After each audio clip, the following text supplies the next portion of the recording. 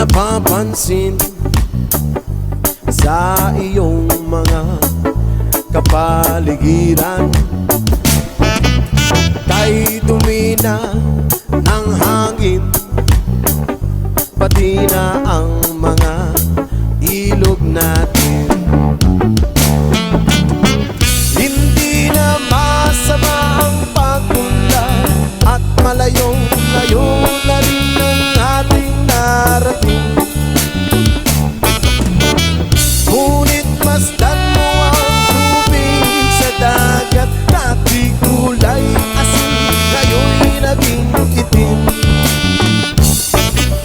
Ang mga tubig ating kinalat sa hangin, sa langit wag na nating paabutin.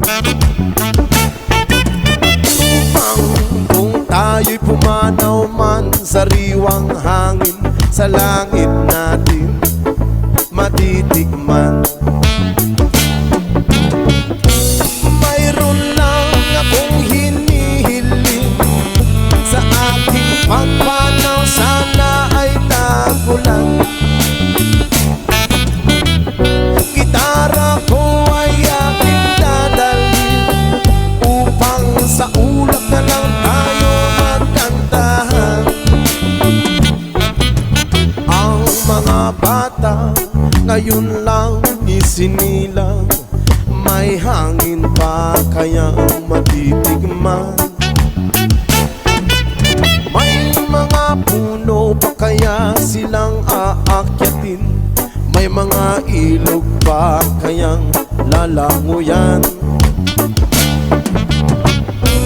Bakit di natin pag-isipan ang nangyayari sa ating kapaligiran?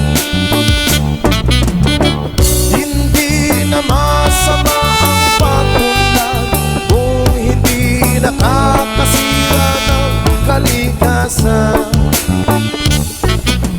Darating ang panahon, mga ibong gala ay wala na madadapuan. Umasdan mo ang mga punong dati ay kay tatag, ngayon ay namamatay dahil sa ating kalokohan.